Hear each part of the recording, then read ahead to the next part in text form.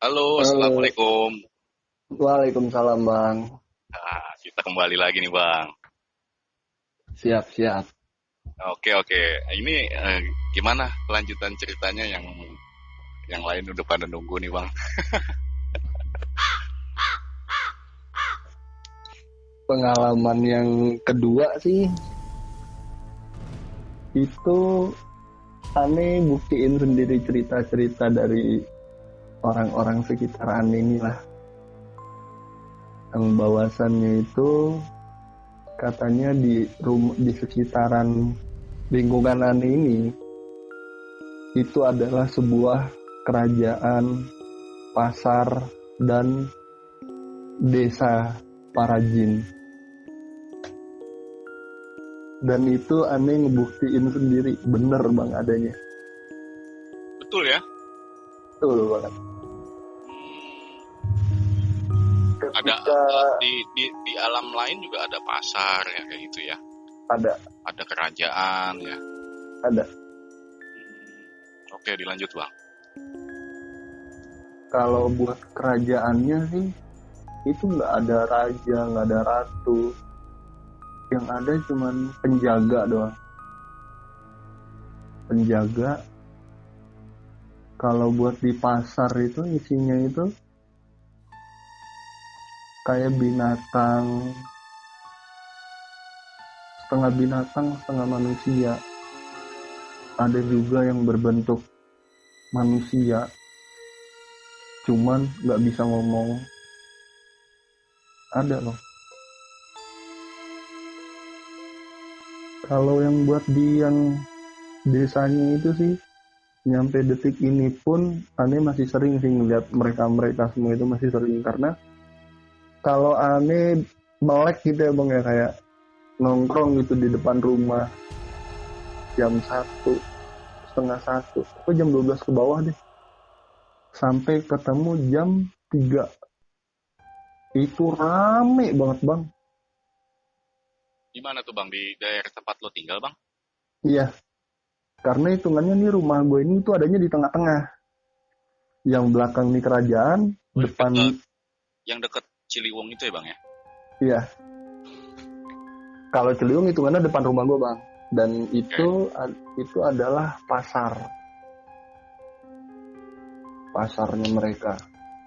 Dan belakang rumah gue ini itu kerajaan, sebelah kanan rumah gue ini itu desanya mereka. Jadi di daerah rumah gue itu ada salah satu perusahaan perusahaan air lah, milik BUMN. Dan sekarang itu udah nggak aktif sih dari tahun 2001 2002 tuh emang udah nggak aktif. Dan itu bisa dibilang tempat paling angker, dan udah gue buktiin juga bang. Jadi di suatu hari itu gue pernah nyuci motor di saat jam 12 lewat 5 menit. Itu posisi abis hujan dan gue baru pulang kerja dulu itu. Tahun-tahun 2015 2014 lah. Posisi rumah gue tuh ya bang ya, kalau ngelilingin rumah gue itu setara sama kita ngelilingin Mall Mangga 2 Square. Dari jalan raya itu masuk ke dalam, masuk ke jalan, ikutin jalan itu aja deh.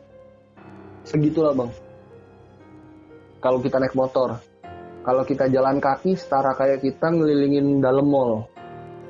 Dalam Mall Mangga 2 nih itu bang. Luas ya? Luas emang. Karena di rumah gue ini hitungannya ada 2 RT. Nah, ceritanya ini posisi dulu itu gue masih sering make yang namanya pil. Make pil itu buat doping buat gue kerja bang. Dan Semangat posisi gitu ya? Iya, dan posisi gue di waktu itu pas cuci motor Gue kena basiannya ceritanya. Gue kena basiannya, gue balik. Awalnya gue balik nyampe rumah tuh sebelum jam 12 bang. Jadi gue kayak rokokan dulu, kayak nyantai dulu lah depan rumah. Karena baru balik gawe kan. Gue ganti baju, apa segala macem. Tas gue rapiin semua di kamar. Gue turun, kamar mandi ngambil selang, semua peralatan buat cuci motor. Nyuci dah ceritanya. Posisi itu gue lagi nyabunin motor ya. Gue lagi nyabunin motor. Gue ngeliat nih bang, perempuan cakep banget bang, sumpah. Tinggi orang itu, tinggi, seksi, wah, pokoknya aduhai lah, sumpah bang. Nah itu dia jalan kaki. Awalnya gue kira kayak, oh mungkin temennya dia orang sini kali, karena gue nggak pernah ngeliat dia kan, dan nggak ada juga perempuan di daerah rumah gue nih keluar rumah malam-malam atau keluar rumah lah pakai kayak dress gitu, dressnya itu yang bener-bener ketat terus pendek, itu nggak ada bang. Dan baru kali itu gue ngeliat, gue langsung ngeliatin, buset, tuh perempuan siapa lagi dalam hati gue kan. Dia kayak lewat doang sama gue, kayak gue biarin dah karena gue lagi nyuci motor kan. Seret lewat, ya kira-kira adalah bantaran 3 menit setelah gue lihat pertama itu, gue nengok lagi. Kan dia datang dari, gue madep ke arah rumah gue nih bang, dia datang dari kiri.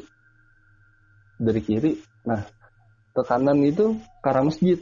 Nah gue sempet ngeliat, oh dia udah nyampe situ, ya udah bodo amat. Gue lanjutin nyuci tuh bang. Itu langsung gue bilas posisi motor, karena emang pas dia lewat itu gue udah mau selesai nyabunin motor bang. Gue bilas, seret, tuh perempuan lewat lagi bang, seret. Loh, gue bilang, ini bukannya perempuan yang tadi ya? Selang berapa meter gitu dari rumah gue, itu ada gang bang. Dia masuk ke dalam gang, set. Jadi dulu itu di depan seberang rumah gue, jatuhnya seberang karena kan rumah jalan terus kayak kebun gitu. Itu ada pohon kelapa 2 sama pohon belimbing, tapi pendek dia satu. Toto langsung kayak putih gitu bang, kayak terbang ke atas bang. Itu nggak pakai lama bang, motor gue turunin. Kan awalnya gue standarin 1 kan, motor gue turunin, jebret, gue masukin ke dalam. Itu alat-alat buat nyuci motor, gue ringkesin, gue taruh di bawah keran, gue masuk ke dalam rumah, gue kunci, jebret, nggak pakai lama. Itu di dalam rumah gue kayak, itu tadi apa yang gue lihat? Nah, Nyampe nggak bisa tidur itu gue bang. Nah, sorry gue potong. Gue juga punya pengalaman kayak gitu bang. Sama persis kayak lo. Boleh gue cerita sedikit ya bang ya? Boleh silakan. Jadi sama nih posisinya, lagi nyuci motor juga bang. Dan gue pada waktu itu malam Jumat bang. Malam Jumat udah dibilangin sama ibu gue bang, kalau malam Jumat jangan nyuci motor, mending besok aja. Iya, benar banget. Nah, gue kan emang orangnya susah dibilangin ya, keras kepala gitulah. Apaan sih malam Jumat, tahayul itu, gitu kan. Udah malam Jumat sekitar masih sore bang, masih sekitar jam 10 lah, jam 10-an. Nah, gue parkirin standar motor gue, keluarin selang. Nah, gue semprot bagian kolongan gue bang. Motor gue basahin dulu tuh bang, semua gue basahin. Gue semprot kolongan motor gue tuh. Dan pas lagi posisi asik nyemprot kolong motor gue tuh bang, gue itu kayak ada ngerasa sesuatu bang di belakang gue. Tuh gelap bang, apa maksudnya, ke lampu ya seadanya bang. Dan tetangga juga udah pada kunci pintu semua, nggak ada yang pada campur. Cuma posisi gue aja yang masih sendirian bang. Nah, pas gue lagi nyemprot itu asik, gue merasa kayak ada orang di belakang gue nih bang. Pas gue berdiri balik badan, langsung gue kayak ditonkrok. Orang itu langsung nonkrok ke muka gue bang. Jadi gue langsung trending nih cerita ini bang. Orang itu langsung nonkrok ke muka gue. Gue kagetnya sekaget-kagetnya orang lah. Itu waduh kacau itu. Gimana sih lu kalau lagi asik terus balik badan, kaget, posisi lu langsung ditergep begitu bang. Wah dak jantung gua kayak habis ini Monas kali. Kacau. Itu gue percaya itu apaan ya? Pas langsung lompat ke muka gue tuh langsung hilang bang, tapi bang. Udah posisi itu orangnya itu kayak pakai ikat kepala gitu bang, kayak zaman dulu pakai ikat kepala gitu, terus bajunya hitam pakai ikat kepala, langsung posisi nongkrong ke muka gue langsung kaget, hilang tuh bang. Gue langsung dingin di situ, gue masukin motor lah, udahlah udah gak beres ini, udah pokoknya peralatan terus gue tinggal. Gue bingung itu apaan itu ya tadi ya, percaya nggak percaya bang yang gue alamin itu. Cuman berarti hitungannya lu ngeliat mukanya dong bang? Mukanya nggak sempet gue lihat bang, cuman yang masih gue inget itu dia pakai ikat kepala di kepalanya tuh. Orang prosesnya cepet kok, cuman berapa detik doang. Langsung gitu ya? Iya langsung begitu bang, prosesnya cepet. Jadi dia nongol dari balik tembok bang, dari balik tembok langsung nongol ke muka gue. Gila kacau itu. Kalau orang betulan kan gue jatuh, ini enggak. Terus respon lu gimana tuh bang? Wah gila, langsung keringetan gue bang, jantung dak dikduk. Percaya kayak orang habis apa ya, aduh itu apaan itu tadi ya itu. Tapi gue yakin banget itu kayak bentuknya bentuk manusia, jadi proses terlompat gue udah gue walat kali gue ya sama ibu gue. Cuman kalau gue bang pas paginya itu ya, gue soalnya tipikal orang yang gue kalau habis ngeliat kayak gitu atau ngerasain hal-hal apa gitu, dulu waktu almarhum nenek gue masih ada itu gue selalu cerita. Nah kebetulan gue malamnya habis ngeliat kayak gitu, gue cerita ke almarhum nenek gue. Nah akhirnya dikasih tahu lah sama empok gue juga dikasih tahu kan, bahwasannya si perempuan itu namanya adalah Ayu, dan dia itu meninggal karena overdosis. Sebenarnya kalau kata almarhum nenek gue itu sih, itu dia nggak sembarang kayak ngeliatin ke orang-orang gitu. Nah akhirnya dari situlah titik balik gue buat kayak udahlah stop, gue nggak mau kayak gitu lagi, karena gue benar-benar hancur bang saat itu. Begitu gue habis cerita kayak gitu, akhirnya nenek gue almarhum itu sadar bahwasannya gue pakai begituan. Udah, itu titik balik gue juga sih, itu ada bagusnya juga buat diri gue. Jadi ceritanya itu dulu waktu tahun-tahun 2000-an lah, 2000 ke bawah sebelum gue lahir itu, ada, kalau dibilang sekarang itu orang-orang dulu itu dibilang kembang desa.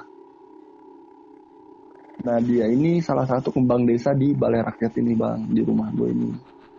Dia meninggal karena overdosis di daerah Cijantung. Ada di situ ada salah satu patung, dia meninggalnya tuh di bawah situ karena overdosis. Kenapa dia nyampe detik ini masih kayak sering keliling gitu di daerah Balai Rakyat ini? Karena begini bang, kalau misalkan lu pakai narkoba dan lu maunya tuh kayak nongkrong aja di depan rumah lu, atau maunya kelayapan gitu, intinya tuh kayak lu habis make lah gitu. Nah itu dia bakalan lewat Kalau nggak dia bakal ngeliatin lu, tapi ngeliatinnya itu nggak kayak lu nggak ngeliat dia, tapi dia ngeliat lu. Enggak, lu sama dia tuh main lihat-lihatan gitu loh. Sama-sama ngeliat ya bang ya. Nah itu yang gue rasain. Akhirnya kayak gue, oh ya udah deh kalau gitu matiin. Karena emang gue pas pengen pulang pun gue masih pakai doping itu karena gue niat gue mau nyuci motor. Gue pakai doping itu dan ya bukti lah omongan almarhum itu. Setelah dari kasus itu, gue resign kerja, sibuk nge-grab, dan akhirnya kena kasus itu. Dan sampai detik ini gue punya temen yang namanya Raquel itu. Dan dari situlah kayak dia ini ngasih unjuk ke gue, yang sebenarnya gue nggak tahu di belakang gue ini siapa, yang lindungin gue ini siapa. Gue nggak tahu, dan gue dikasih tahu sama dia bahwasannya itu dari lu lahir nyampe detik ini tuh almarhum buyut lu itu ikut sama lu kan. Dan dia ngelindungin lu. Kenapa hitungannya itu gue lebih susah digoda sama setan atau jin ketimbang adik gue yang namanya Dinda itu bang. Karena gue diikutin sama almarhum buyut gue tuh.